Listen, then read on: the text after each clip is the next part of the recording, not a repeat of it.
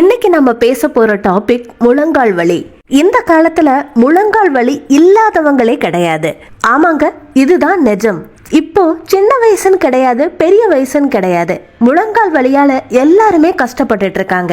முழங்கால் வலி வர்றதுக்கு நிறைய காரணம் இருந்தாலும் அதுல முக்கியமான காரணம் அதுக்குள்ள இருக்கிற ஜவ்வு தேஞ்சு போறது. மாடிப்படி ஏற முடியாது, இறங்க முடியாது, முழங்கால்ல இருந்து டக்கு டக்குன்னு சத்தம் கேட்டுக்கிட்டு இருக்கும். இந்த மாதிரி எத்தனையோ ப்ராப்ளத்தால இந்த ஜெனரேஷன் கஷ்டப்பட்டுக்கிட்டே இருக்காங்க. இதுக்காக செலவே இல்லாம நம்ம வீட்டுல இருக்கிற பொருட்களை வச்சு எப்படிப்பட்ட முழங்கால் வலி ரெமடியை தயார் பண்ணலாம், அதை இப்போ வீடியோ பார்த்து தெரிஞ்சுக்கலாம். அதுக்கு முன்னாடி உங்கள யாராவது இப்ப வரைக்கும் எங்க சேனலை சப்ஸ்கிரைப் பண்ணலாட்டி வேகமா சப்ஸ்கிரைப் பண்ணுங்க. பக்கத்துல இருக்கிற பெல் ஐகானையும் கிளிக் பண்ணுங்க.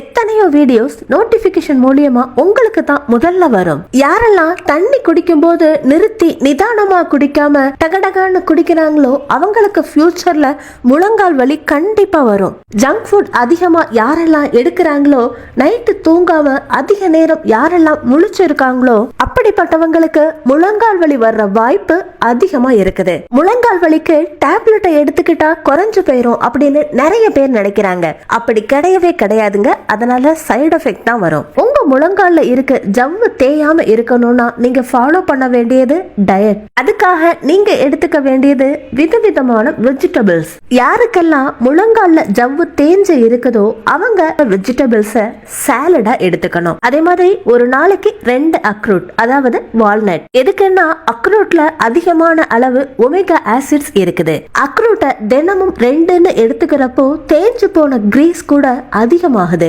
அக்ரூட்ல protein, vitamin B6, good fat, calcium அதிகமா இருக்குது. அதோட ஆன்டி ஆக்சிடென்ட்டும் இருக்குது. இதனால உங்க கால்கள்ல இருக்கிற வீக்கத்தை குறைச்சு முழங்கால்ல கிரீஸ திரும்பவும் அதிகப்படுத்துது. அடுத்ததா கிரீன் டீ. வெறும் வயிற்றுல ஒரு கிளாஸ் குடிச்சாலே போதும். அடுத்ததா வெங்காயம். சின்ன வெங்காயமும் பெரிய வெங்காயமும் எதனாலும் பயன்படுத்தலாம். அதோட நீங்க எடுத்துக்க வேண்டியது மஞ்சள் பிளஸ் சுக்கு பொடி. இதை நம்ம எந்த மாதிரி எடுத்துக்கணும்ங்கறத இப்ப வீடியோல பார்க்கலாம். இப்போ குளிர்காலம்ங்கிறதுனால மஞ்சள் பிளஸ் சுக்கு ரெண்டுமே நம்ம உடல் சூட்டை அதிகப்படுத்தக்கூடியது. சோ இந்த டைம்ல நீங்க தாராளமா எடுத்துக்கலாம். ஆனா வெயில் காலத்துல இந்த ரெமடியை அவாய்ட் பண்ணிருங்க. நீங்க ஒரு கிளாஸ் பாலை எடுத்துக்கிட்டு அதை கொஞ்சமா சூடுபடுத்துங்க.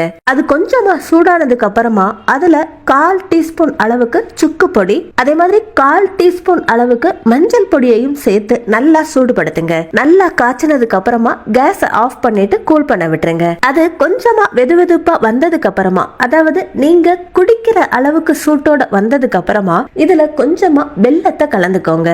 இந்த பாலை நீங்க நைட்டு தூங்குறதுக்கு முன்னாடி எடுத்துக்கிட்டீங்கன்னா மஞ்சள் நம்ம உடலுக்கு ஆன்டி பாக்டீரியலா வேலை பண்ணுது. இத ஆன்டி பெயின் கில்லர் அப்படின்னு கூட சொல்லுவாங்க. அதே மாதிரி கால்சியத்தை கொடுக்குது. இந்த மாதிரி நீங்க ரெகுலரா எடுத்துக்கிட்டீங்கன்னா உங்க முழங்கால்ல தேஞ்சு இருக்கிற ஜவ்வு திரும்ப வளரும். இது கூட நீங்க எடுத்துக்க வேண்டியது இளநீர். ஆமாங்க, இதுல நம்ம உடலுக்கு தேவையான அத்தனை சத்துக்களும் இருக்குது. நீங்க காலையில பிரேக்ஃபாஸ்ட் எடுத்துக்கிறதுக்கு 1/2 மணி நேரத்துக்கு முன்னாடி இளநீரை எடுத்துக்கிட்டீங்கன்னா நம்ம உடலை டிடாக்சிஃபை பண்ணுது. உங்க மைண்ட அமைதியா வச்சிருக்குது. இதுல லாரிக் ஆசிட் அதிகமா இருக்கிறதால நம்ம உடல்ல மெட்டபாலிசத்தை அதிகப்படுத்துது. நம்மளோட வெயிட்ட கண்ட்ரோல்ல வச்சிருக்குது. நம்ம முழங்கால்ல தேங்கி இருக்கிற கிரீஸ அதிகப்படுத்துது. ஒருவேளை உங்களால காலையில வெறும் வயிற்றுல இளநீய குடிக்க முடியலாட்டி ஈவினிங் 4ல இருந்து 5 மணிக்குள்ள குடிங்க. அதே மாதிரி உங்க பல் நல்லா ஆரோக்கியமா இருக்கணும்னா ட்ரை கோகோனட், அதாவது கொப்பரை தேங்காய ஒரு சின்ன பீஸ் எடுத்துக்கிட்டு நல்லா மென்னு சாப்பிடுங்க.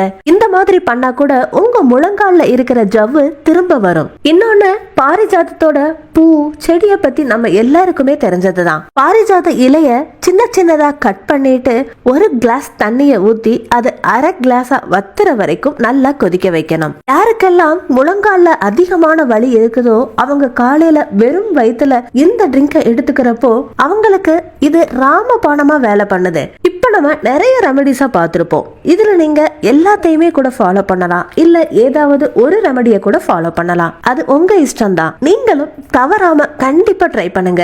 கம்பல்சரியா நல்ல ரிசல்ட் கிடைக்குது. உங்களுக்கு இந்த வீடியோ பிடிச்சிருந்தா லைக் பண்ணுங்க, ஷேர் பண்ணுங்க. நம்ம சேனலை சப்ஸ்கிரைப் பண்ணி பக்கத்துல இருக்கிற பெல் ஐகானையும் கிளிக் பண்ணுங்க. அடுத்த ஒரு இன்ட்ரெஸ்டிங்கான யூஸ்ஃபுல்லான வீடியோவோட நான் உங்களை மீட் பண்றேன். Until then, take it, bye.